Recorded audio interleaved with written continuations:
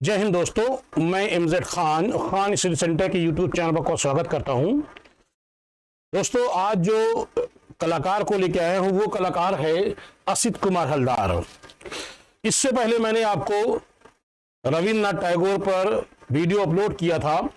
बहुत बहुत आप लोग का शुक्रिया, धन्यवाद कि आप लोगों ने मेरे इस चैनल को जो है सब्सक्राइब किया, जो नए लोग हैं और पुराने लोगों ने उसको देखा भी है। तो आइए, मैं आज जिस पर बात कर रहा हूं बहुत इंपॉर्टेंट है और इससे क्वेश्चन हमेशा आते हैं। पहले मैं आपको ये बता दूं कि मेरा जल्द ही यानी 16 मार्च से मेरा एक नया बैच शुरू हो रहा है और इस नए बैच की क्या विशेषता है मैं अभी आपको अगले वीडियो में आपको बताऊंगा कि उस नए बैच की क्या विशेषता रहेगी। फिलहाल सबसे पहले देखते हैं असित कुमार हलदार। तो असित कुमार हलदार का जैसे मैंने लिखा है कि इनका जन्म 10 सितंबर 1890 कलकत्ता में इनका जन्म हुआ था और इनकी जो मृत्यु हुई थी 14 फरवरी 1964 लखनऊ में इनकी मृत्यु हुई थी। आइए देखते हैं कि असित कुमार हलदार जो थे ये एक बंगाल शैली के कलाकार हैं। क्या है ये एक बंगाल शैली के ये कलाकार हैं। याद रखिएगा, ये बंगाल शैली के कलाकार हैं, ठीक है। और इनके कला गुरु कौन है? तो इनके कला गुरु का नाम है अवनींद्रनाथ टैगोर। अवनींद्रनाथ टैगोर ये इनके कला गुरु हैं। क्लियर हो रहा आप लोगों को? अवनींद्रनाथ टैगोर इनके कला गुरु हैं। और मैं आपको बता दूं कि इस कलाकार की क्या क्या विशेषताएं हैं। आइए देखते हैं कि इस कलाकार की क्या क्या विशेषताएं हैं। क्लियर है? तो देखते हैं इनकी इस कलाकार की क्या क्या विशेषताएं हैं। तो इस कलाकार को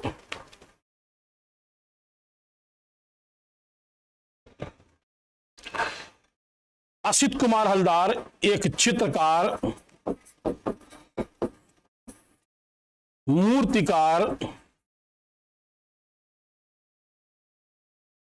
साहित्यकार,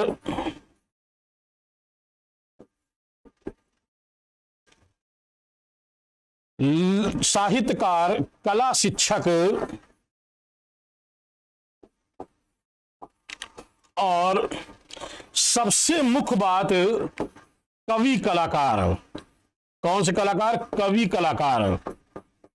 ध्यान रखिएगा, इनको चित्रकार, मूर्तिकार, साहित्यकार, कला शिक्षक और कवि कलाकार के रूप में इनको जाना जाता है। क्वेश्चन अगर आता है कि वो कौन सा बंगाल शैली का कलाकार है, इसे कवि कलाकार कहते हैं, तो आप कहोगे असित कुमार हलदार। ध्यान रखिएगा, बंगाल शैली का कवि कलाकार कौन है? तो कहेंगे असित कुमार हलदार। ठीक है, ध्यान दीजिए आगे आप लोग कि असित कुमार हलदार का जो जन्म हुआ था वो 10 सितंबर 1890 में इनका जन्म कलकत्ता में हुआ था। इनका जन्म 10 सितंबर 1890 में कलकत्ता के द्वारिका नाथ टैगोर, कलकत्ता के द्वारिका नाथ टैगोर के द्वारिका नाथ टैगोर मार्ग के टैगोर भवन में हुआ था। टैगोर भवन में हुआ था। इनका जो जन्म हुआ है कलकत्ता के द्वारिका नाथ टैगोर मार्ग के टैगोर भवन में इनका जन्म हुआ था। बचपन उनका वहीं बीता और ये रविन्द्रनाथ टैगोर के पारिवारिक में से भी आते हैं। ठीक है, तो आगे हम लोग बात करते हैं कि ये असित कुमार हलदार बचपन से इनको चित्रकारी करने का शौक था। आपको मैं बता दूं, इन्होंने दाखिला 1906 में, ध्यान रखिएगा, 1906 में इन्होंने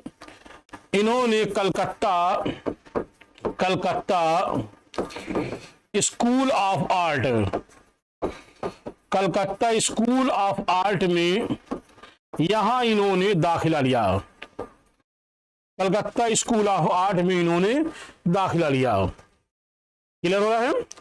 और यहां इनके जो कला गुरु हुए, यहां इनके कला गुरु, मैंने अभी बताया था आपको, कला गुरु, इनके कला गुरु जो हुए थे उनका नाम था, कला गुरु का नाम अवनींद्र नाथ टैगोर। याद रखिएगा, अवनींद्र नाथ टैगोर, अवनींद्र नाथ टैगोर, ये इनके कला गुरु थे। तो ध्यान रखिएगा, कलकत्ता स्कूल ऑफ आर्ट में इनका दाखिला हुआ और इनके कला गुरु कौन थे, तो आप कहेंगे अवनींद्र नाथ, इनके टैगोर, अवनींद्र नाथ टैगोर जो थे वो इनके कला गुरु थे। और इन्हीं के संरक्षण में इन्होंने कला सीखना शुरू कर दिया था। ध्यान रखिएगा, इन्हीं के संरक्षण में इन्होंने कला सीखना शुरू कर दिया था। कहते हैं कि जब 1909 में यहां पर लंदन की एक जानी मानी कलाकार आई थी, उनका नाम था लेडी हेरिंघम। तो लेडी हेरिंघम के नेतृत्व में 1909 से लेकर 11, ध्यान रखिएगा, 1909 से 11 के मध्य लेडी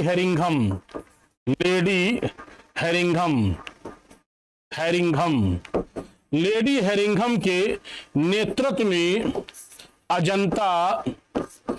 अजंता गुफा की अनुकृतियां तैयार की। याद कर लीजिएगा, लेडी हेरिंघम के नेतृत्व में इन्होंने क्या तैयार किया, अजंता गुफा की अनुकृतियां तैयार की। और ये अनुकृतियां वर्तमान में कहां हैं, तो कहेंगे Victoria Albert and museum. Victoria and Albert museum में इनकी अनुकृतियां देखी जा सकती हैं। ठीक है, तो कहां हैं इनकी अनुकृतियां, विक्टोरिया एंड अल्बर्ट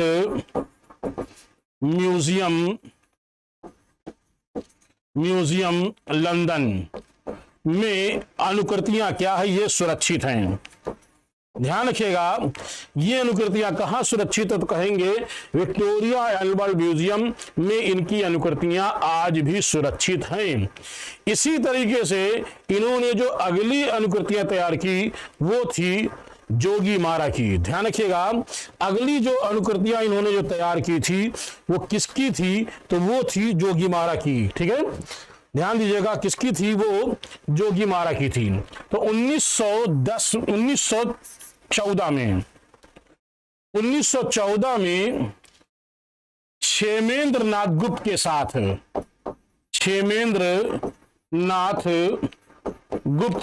के साथ असित कुमार हलदार ने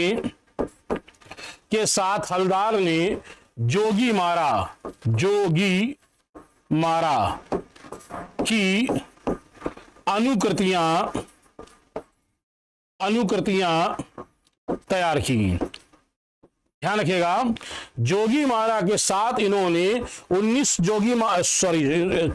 क्षेमेंद्र नाथ गुप्त के साथ जोगी मारा की अनुकृतियां इन्होंने 1914 में तैयार की। तो कहां है, तो ये अनुकृतियां भारतीय पुरातत्व विभाग, ये वाली अनुकृतियां कहां हैं, तो कहेंगे भारतीय पुरातत्व विभाग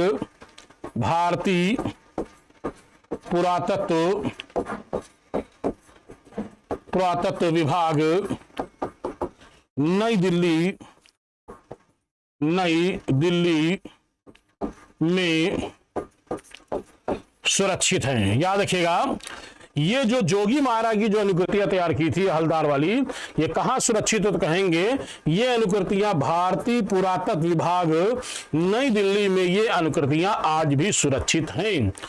इसी तरीके से आइए आगे हम बात करते हैं कि इस तरह से इनकी अगली कौन सी अनुकृतियां तैयार की थी।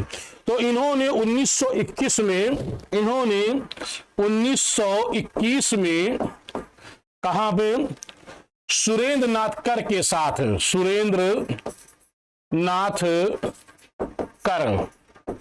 साथ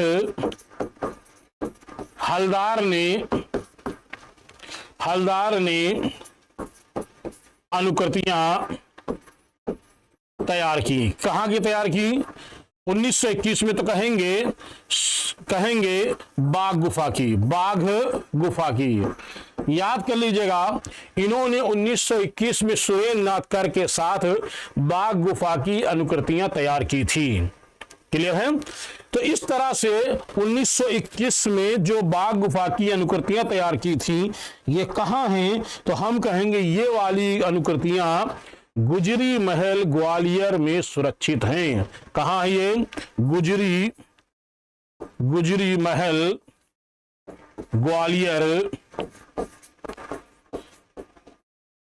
ग्वालियर में क्या है? सुरक्षित हैं। ध्यान रखिएगा, ये कहां सुरक्षित हैं? तो कहेंगे गुजरी महल ग्वालियर में सुरक्षित हैं। क्लियर हो रहा है? आइए आगे बात करते हैं 1910 में। ध्यान देना मेरी बात को। 1910 में भारत में आने वाले थे जॉर्ज पंचम। मैंने पिछले वीडियो में आपको रविन्द्रनाथ टैगोर वाली वीडियो मैंने आपको बताया था। अगर और इसकी डिटेल जानना है तो आप उसमें देख सकते हैं। ठीक है? तो 1910 में जब जॉर्ज पंचम आने वाले थे, तो जॉर्ज पंचम के स्वागत के लिए एक पंडाल सुसज्जित किया गया था। क्या किया गया था? जॉर्ज पंचम के लिए एक शामियाना, वर्ड क्या मैंने यूज किया है? शामियाना। और शामियाना कहते हैं पंडाल। ठीक है? एक पंडाल सुसज्जित किया गया था, सुसज्जित किया गया था।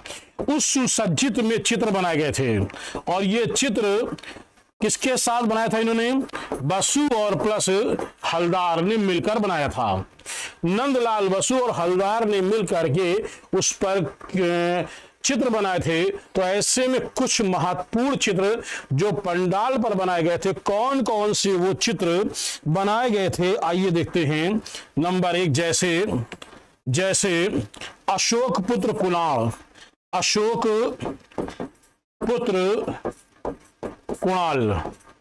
एक चित्र ये था। इसी तरीके से राधा कृष्ण व गोपियां, ध्यान रखिएगा। अशोक पुत्र कुणाल, राधा कृष्ण गोपियां, राम और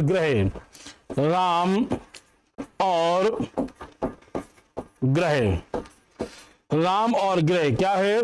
अशोक पुत्र कुणाल, राम और ग्रह, और चंद्रमा और कमल। एक और महत्वपूर्ण है, चंद्रमा और कमल।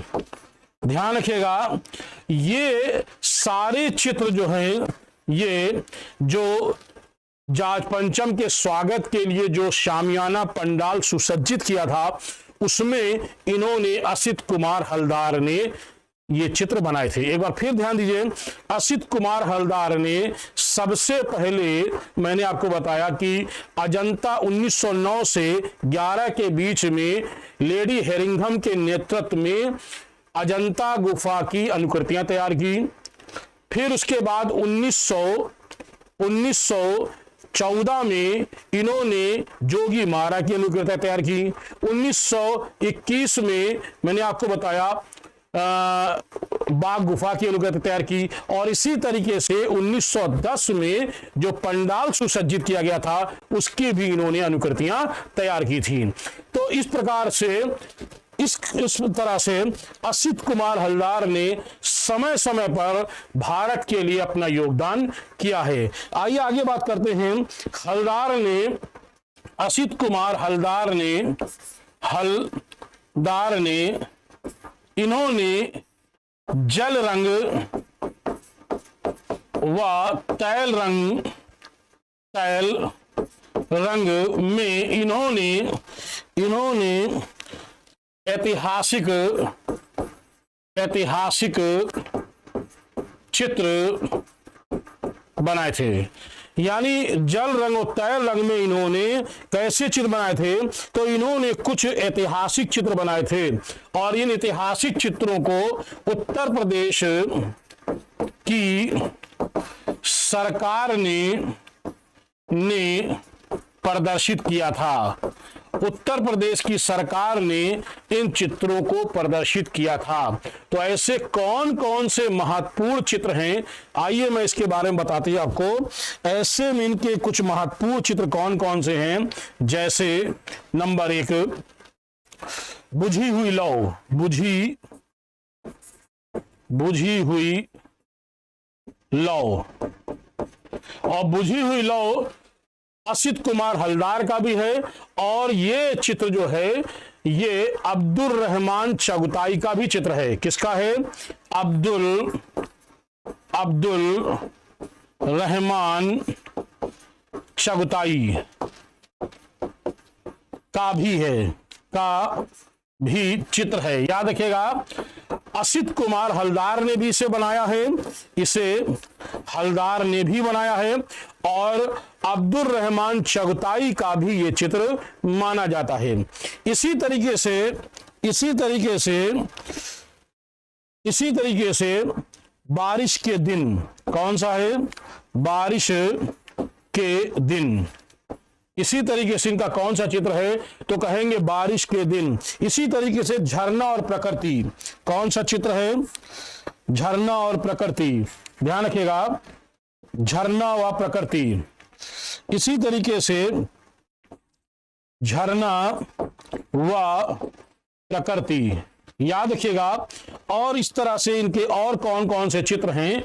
तो इस तरह से झरना और प्रकृति, ये वो चित्र बता रहा हूं जो इनके ऐतिहासिक चित्र हैं। जैसे भिखारी स्त्री, जैसे भिखारी स्त्री एक वृद्ध यानी बूढ़े को, वृद्ध को अपना कपड़ा देती हुई।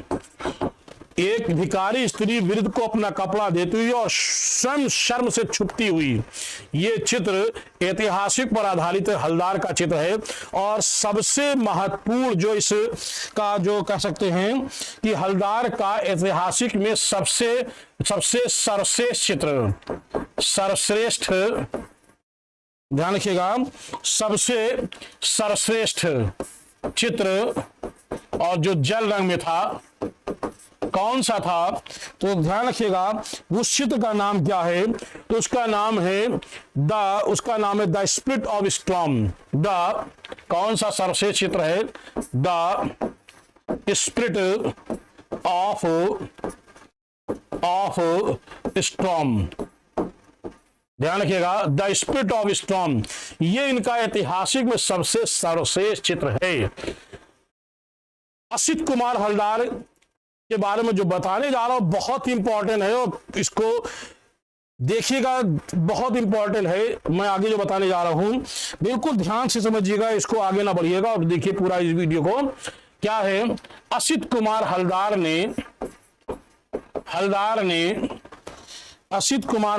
ने एक चित्र बनाया था। उस चित्र का नाम था संथाल परिवार का चित्र। क्या है? संथाल परिवार का चित्र बनाया और इस चित्र का नाम दिया था जगई मगई। क्या नाम दिया था? जगई मगई। इस चित्र का नाम दिया था जगई मगई। इस चित्र का जो नाम दिया था इन्होंने, क्या नाम दिया था? जगई मगई। तो ये वाला जो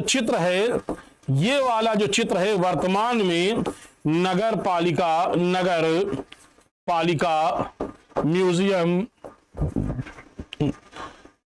पालिका म्यूजियम इलाहाबाद या इसे हम कहने प्रयागराज। ठीक है, तो असित कुमार हलदार ने संथाल परिवार वाला चित्र बनाया था और उस चित्र का नाम क्या था? जगई मगई नाम रखा था और यह चित्र नगर पालिका म्यूजियम इलाहाबाद में यह चित्र सुरक्षित है। इसी तरीके से संथाल परिवार वाला चित्र और किसने बनाया है? तो एक चित्र था संथाल स्त्री पुरुष व कन्याएं, इस संथाल स्त्री पुरुष व कन्याएं किसका है? तो कहेंगे ये चित्र था नंदलाल बसु का, नंदलाल बसु का। याद कर लीजिएगा, संथाल स्त्री पुरुष व कन्याएं किसका है? तो कहेंगे नंदलाल बसु का। ठीक है, इसी तरीके से संथाल मल्लाह, संथाल मल्लाह, संथाल मल्लाह जो है ये यामिनी राय का है। यामिनी राय किसका है? तो कहेंगे यामिनी राय का। संथाल मल्लाह किसका है? तो कहेंगे यामिनी राय का। एक बार और ध्यान दें, एक बार और ध्यान दें,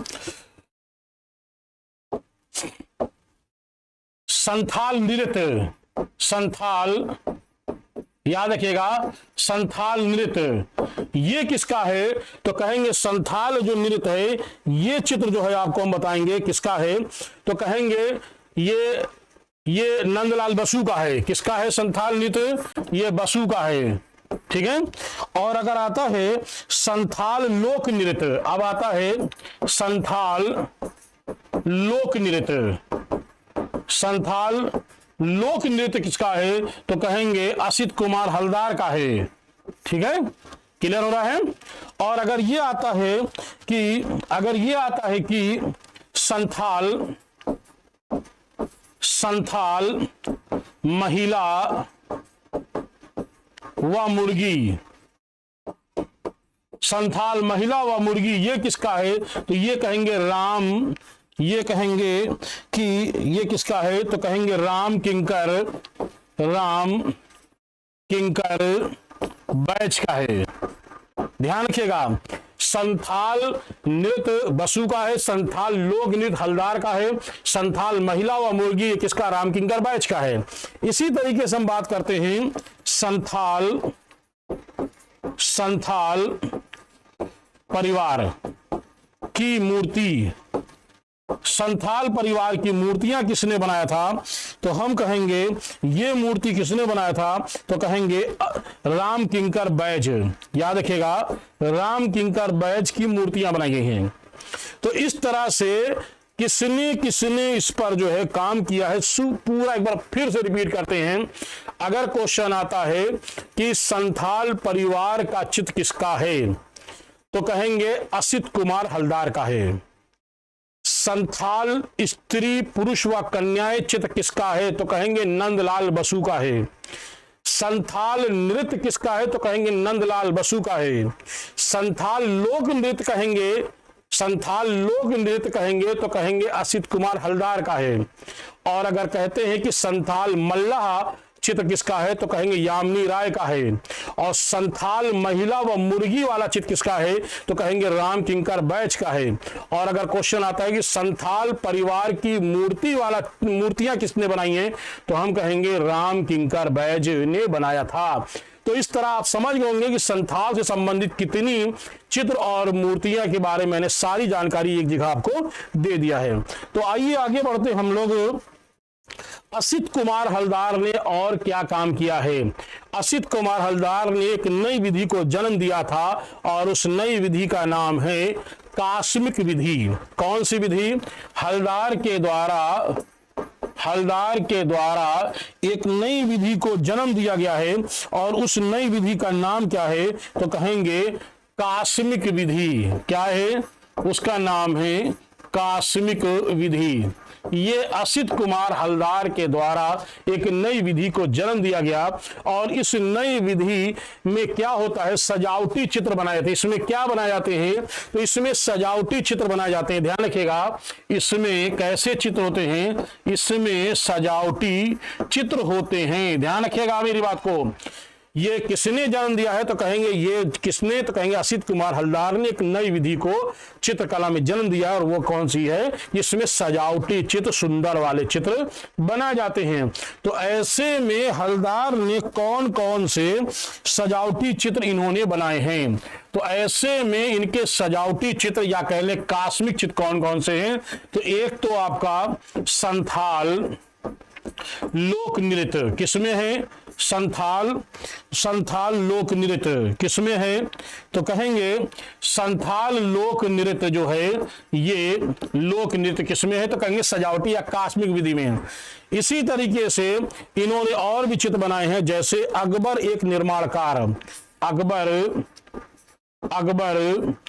एक निर्माणकार, अकबर एक निर्माणकार, ये किसमें है? तो कहेंगे सजावटी पर अकबर एक निर्माणकार, कास्मिक विधि कह सकते हैं या सजावटी चित्र कह सकते हैं।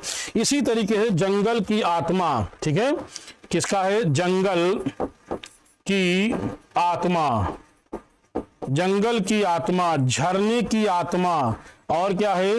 झरने की आत्मा, याद रखिएगा, झरने की आत्मा। और इसी तरीके से एक और इनका बड़ा ही महत्वपूर्ण कास्मिक विधि पर चित्र है, वो चित्र का नाम है चैतन व डाकू। क्या है?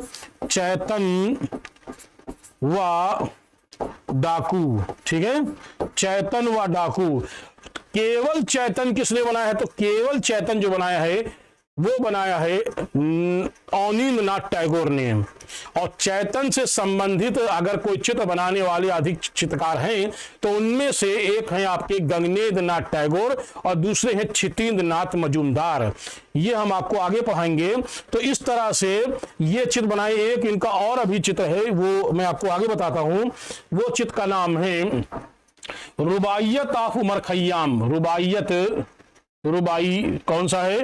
Rubaiyat of Omar Khayyam, Rubaiyat of Omar Khayyam.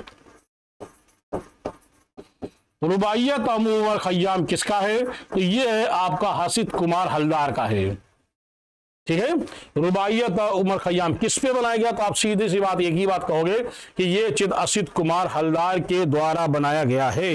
एक और चित्र आता है उमर खय्याम। अगर केवल आता है उमर खय्याम, अगर आता है उमर खय्याम चित्र किसका है?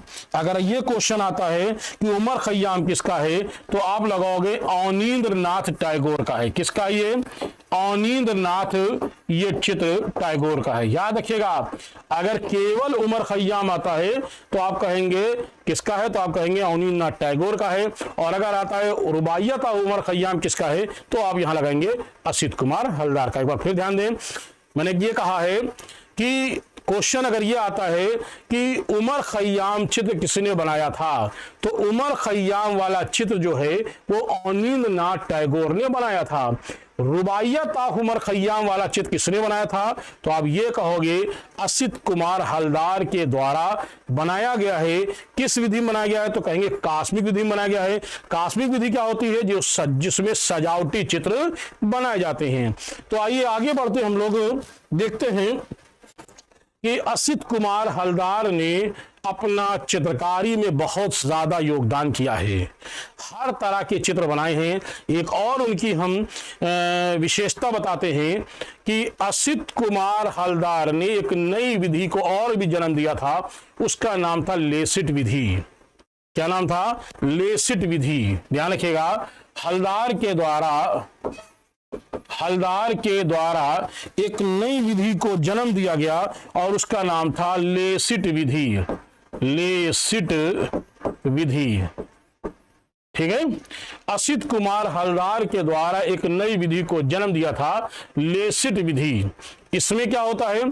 इसमें होता है कि इसमें क्या करते हैं हम लोग?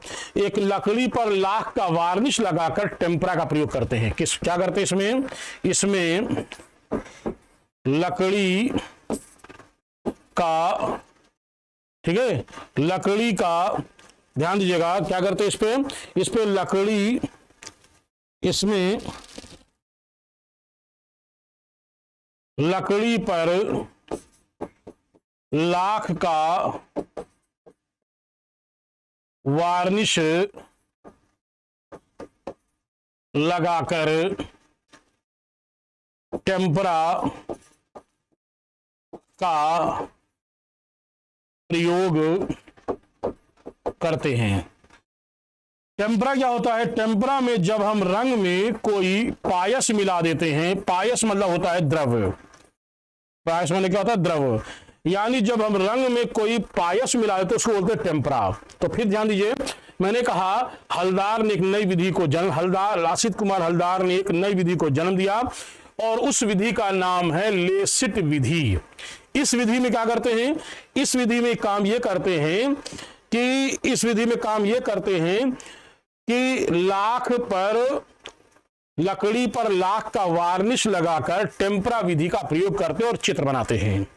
और इस विधि पर बनाया गया सबसे सर्वश्रेष्ठ चित्र है चौराहे पर।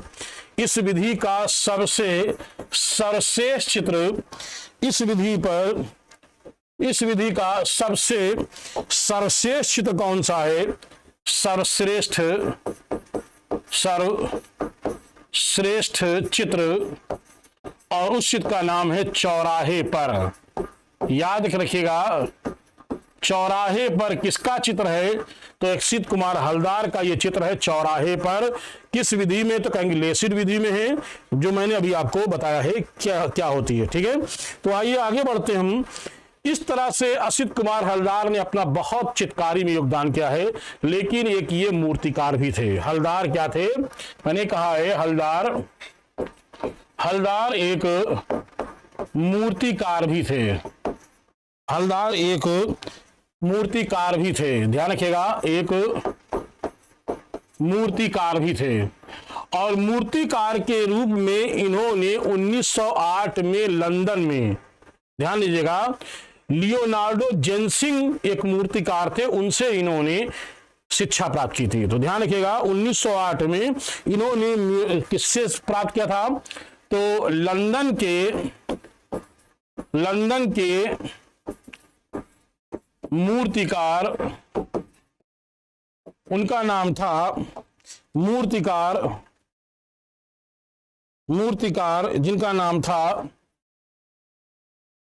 उनका नाम था लियोनार्डो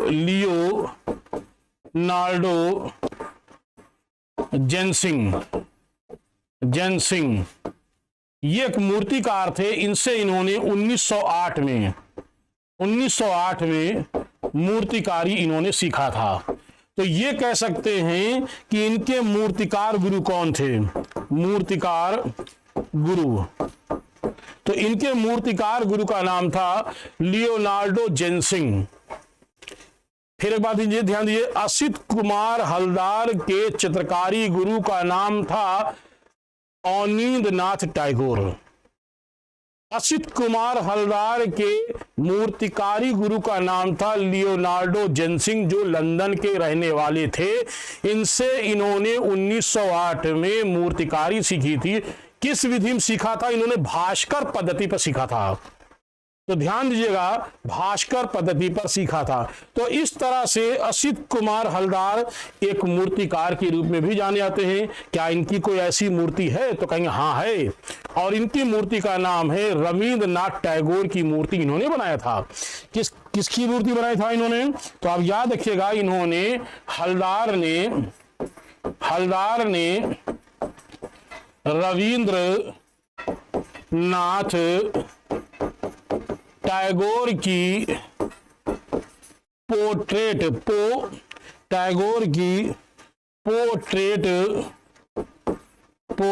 मूर्ति बनाई थी। पोर्ट्रेट का मतलब होता आधा, हाफ, ठीक है। तो इन्होंने पोर्ट्रेट मूर्ति बनाई थी। तो ये कहां सुरक्षित है?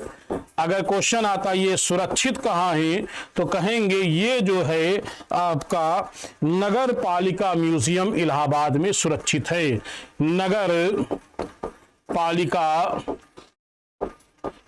पालिका म्यूजियम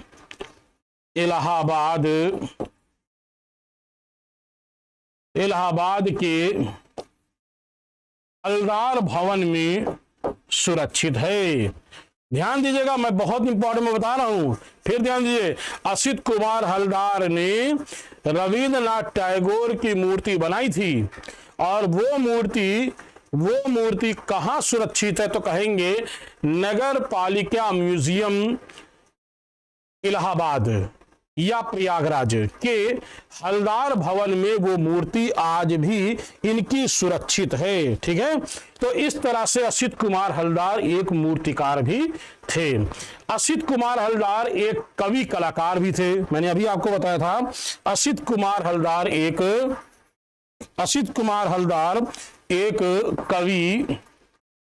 कवि कलाकार भी थे। ठीक है, और क्यों कलाकार थे? क्योंकि इनके चित्रों में गीतात्मक पन का प्रभाव दिखाई देता है। बस इतना ध्यान रखिएगा, किसे कवि कलाकार कहा था? तो आप यही कहोगे असित कुमार हलदार। तो असित कुमार हलदार को एक कवि कलाकार के रूप में भी जाना जाता है। ठीक है, आगे बढ़ते हम लोग। असित कुमार हलदार एक लेखक भी थे, एक साहित्यकार भी थे। इन्होंने अनेक पुस्तकों का अनुवाद भी किया था और अनेक पुस्तकें लिखी भी थी। तो हलदार, असित कुमार हलदार एक लेखक हलदार, ध्यान दीजिएगा, असित कुमार हलदार एक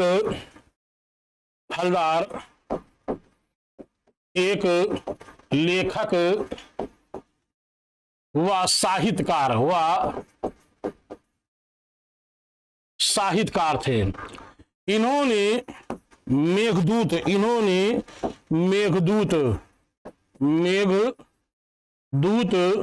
व ऋतु संहार इन दोनों का इन्होंने अनुवाद किया था। तो इन्होंने दोनों का अनुवाद किस भाषा में किया था? तो इन्होंने इसका अनुवाद बंगला भाषा में इसका अनुवाद किया था। ध्यान रखिएगा, असित कुमार हलदार ने मेघदूत और ऋतु संहार का बंगला भाषा में अनुवाद किया था। इन्होंने लगभग 40 पुस्तकें लिखी थी। कितनी पुस्तकें लिखी थी हलदार ने? लगभग इन्होंने 40 पुस्तकें लिखी थी। याद रखिएगा, 40 पुस्तकें लिखी थी। उनमें से कुछ महत्वपूर्ण के नाम हम आपको बताते हैं। कौन कौन से इनके कुछ महत्वपूर्ण पुस्तकें हैं? जैसे इनकी महत्वपूर्ण पुस्तक का नाम है गौतम गाथा। कौन है? गौतम गाथा। ठीक है, गौतम गाथा। दूसरी है ललित कला की धारा। ललित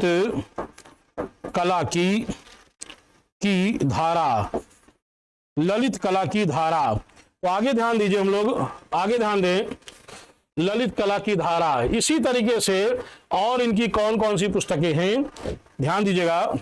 और इनकी जो पुस्तक है, महत्वपूर्ण पुस्तकें हैं, वो है रूप दर्शिका,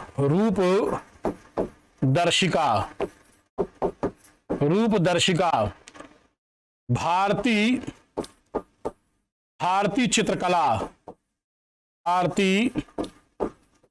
चित्रकला।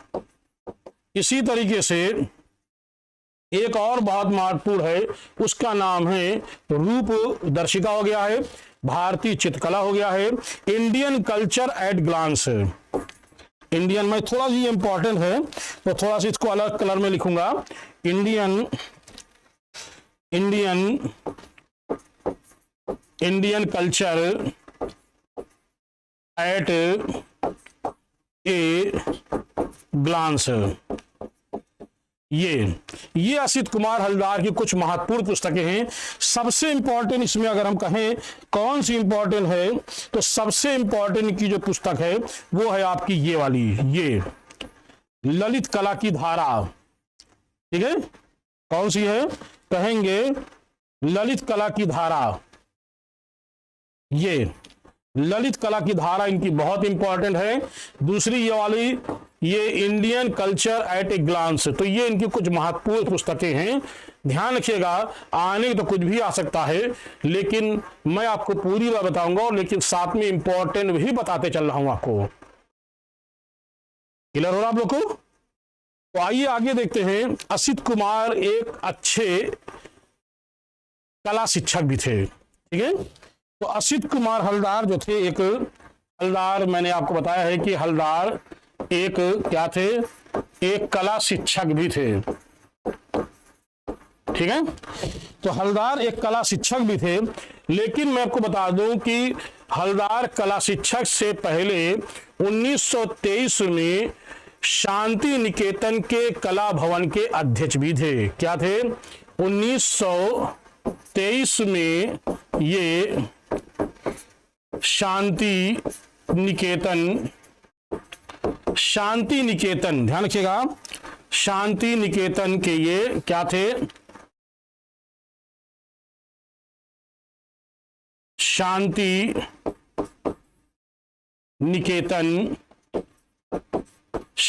निकेतन के ये जो कला भवन है, कला भवन, उसके ये अध्यक्ष थे। अगर क्वेश्चन आता है कि सबसे पहले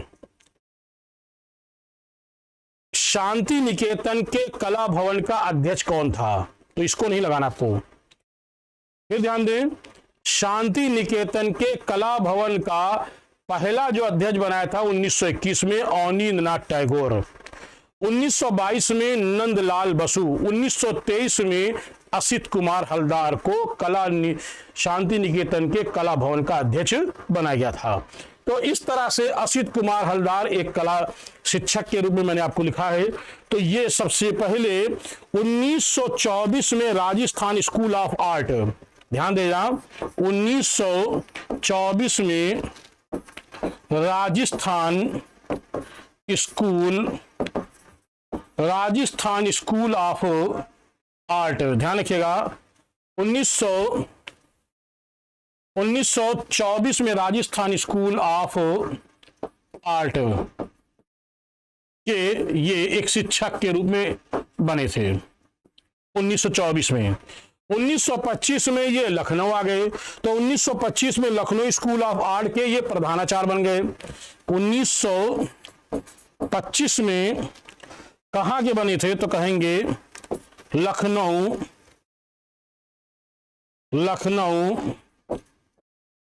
school of art, Lucknow school of art के ये बन गए थे प्रधानाचार्य। क्लियर हो रहा है? लखनऊ स्कूल ऑफ आर्ट के ये बन गए थे 1925 में प्रधानाचार्य बन गए थे, और यहीं पर उन्होंने अपना अंतिम जीवन पूरी तरीके से लखनऊ में ही इन्होंने व्यतीत किया। 1941 में इनको अंतर्राष्ट्रीय फेलोशिप से इनको सम्मानित किया गया था। फिर ध्यान दीजिए, 1941 में अंतर्राष्ट्रीय फेलोशिप से इनको सम्मानित किया गया था, और इस तरह से 1964 में मैंने आपको बताया कि 14 फरवरी 1964 में इनका लखनऊ में देहांत हो गया था। इनके कुछ महत्वपूर्ण चित्र और बताते हैं, कौन कौन से इनके जो हैं महत्वपूर्ण चित्र हैं। इनके महत्वपूर्ण चित्र की बात करते हैं, अन्य कुछ महत्वपूर्ण चित्र कौन कौन से हैं। इनके कुछ महत्वपूर्ण चित्र में, जैसे सबसे पहले ध्यान दीजिए कि इनके कुछ महत्वपूर्ण चित्रों में बंदी जीवन, कौन सा है? बंदी जीवन, ठीक है।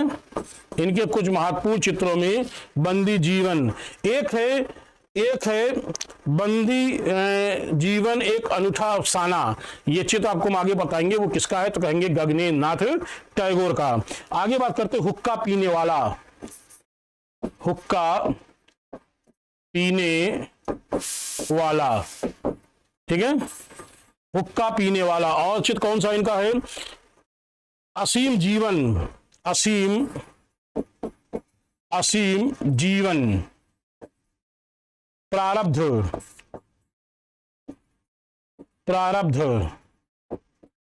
इसी तरीके से और कौन सा इनका है? मेघ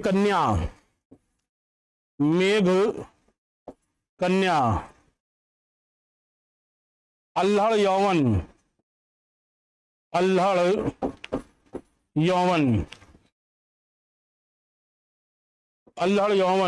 और कौन सा इनका है? ताज व प्रकाश, ताज व प्रकाश। और अभिव्यक्ति, और इनका चित्र कौन सा है? कच्छ देवयानी, बपौती, कच्छ देवयानी, बपौती, नववधू,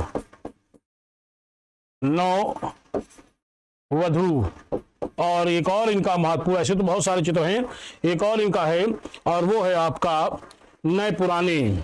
कौन सा है? नए पुराने। ये असित कुमार हलदार के कुछ महत्वपूर्ण चित्र मैंने अभी आपको सामने मैंने आपके लिखा है, देख लें। वैसे चित्र की तो बहुत सारे हैं, लेकिन मैंने वही बताया जो बहुत इंपॉर्टेंट हैं। जैसे बंदी जीवन, ये इनका इंपॉर्टेंट चित्र है। हुक्का पीने वाला, असीम जीवन, ठीक है। मेघ कन्या, प्रारब्ध, मेघ कन्या, अल्हड़ यौवन, ताज व प्रकाश, अविधि, कच्छ देवानी, बपौती।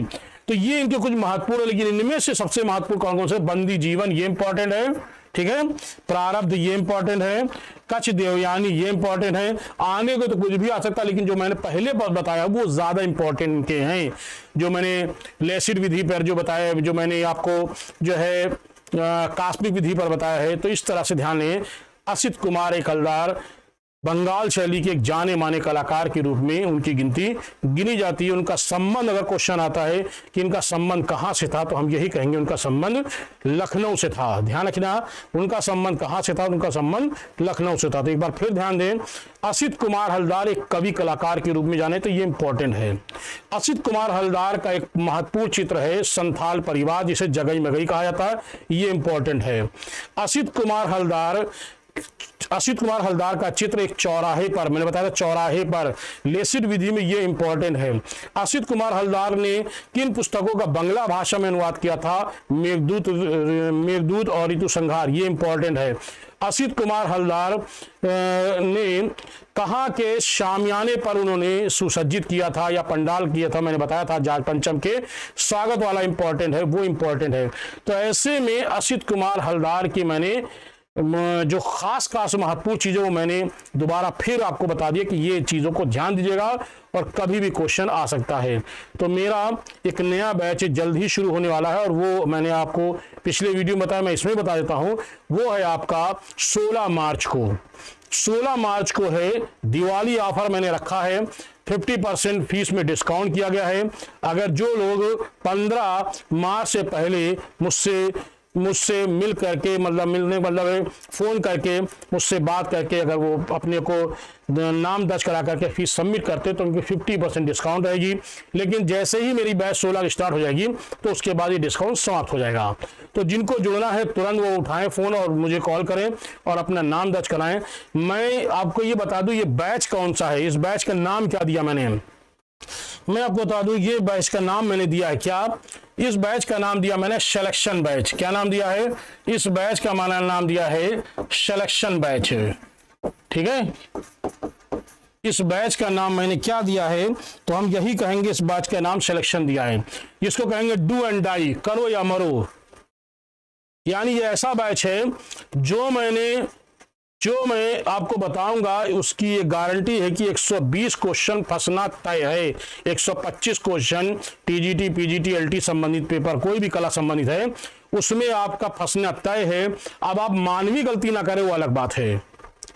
तो ध्यान रखिएगा, इस बैच का नाम दिया सिलेक्शन बैच, और ये आपका 16 मार्च, याद रखिएगा 16 मार्च 2023 को ये बैच शुरू हो रहा है। तो जल्दी मुझसे संपर्क करें और जुड़ने का प्रयास करें। हाँ, एक बात और बता दूं, जो पुराने स्टूडेंट हैं वो ये जान ले कि इन्होंने जो पढ़ा है उससे 30 से 25% नई चीजें मिलना तय है। तो वो भी अपने आप को ज्वाइन कर लें। लेकिन उनके लिए एक मैंने सुविधा रखी है, 15 मार्च से पहले या 15 के बाद उनकी फीस में डिस्काउंट ही रहेगा, उनके साथ कोई भी प्रॉब्लम नहीं है। लेकिन अगर वो शुरू से जुड़ेंगे तो मेरे साथ लाइव रहेंगे।